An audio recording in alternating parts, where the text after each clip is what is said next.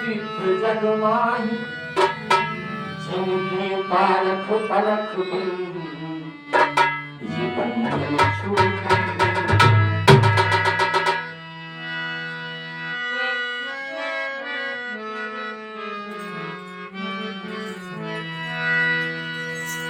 सैया बोले नहीं हमसे गाँठ नहीं। तो परमात्मा हमारे निकट हर समय। अभी मास्टर साहब भजन में लास्ट में गाए थे कि जीव और इसमें कोई खास फर्क नहीं है। उन्होंने लास्ट में लाइन में थोड़े से शब्दों में बताया था कि आप में आप समाये। अब आप कहाँ समाये हैं ये आपको पता लगाना है। यदि आप ही में समाये हैं तो कोई बात नहीं, तो कोई फर्क ही नहीं है। और यदि आप कहीं और समाये हैं तो समझ लीजिए वो जगत का नियंता आपके पास रह के भी अरबों कोस दूर है। आपके पास रह के भी वो अरबों कोस दूर है। यदि आप में नहीं समाये तो, इसलिए कि उन्हीं का शब्द मास्टर ने कहा है कि आप में आप समाये। यदि आप कहीं और समाये हैं, कहीं आपका ध्यान और है तो समझ लीजिए उससे आप मतलब गलत तो नहीं है। आप में आप समाया, आप में आप समाया, ये तो सत्य है। इसी में समाना है। हाँ, इसी में समाना, कहीं और नहीं समाना है। नहीं, यदि और कहीं समा रहे हो तो समझ लीजिए कि उस जगत के नियंता से, जिसको उस परमात्मा का नाम लिया जाता है, उससे हम दूर हैं या उससे हम अलग हैं। ये शब्द खुद बता रहा है। उसी में वो विलीन हो जाता है। जल में चला गया, पानी उसमें चला गया, आगे तो वही ईश्वर में भी समा जाता है उनको। तो सैया बोले नहीं हमसे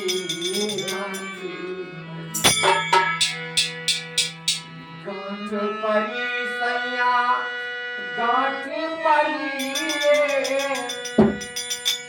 गांठ परी सैया, गांठ परी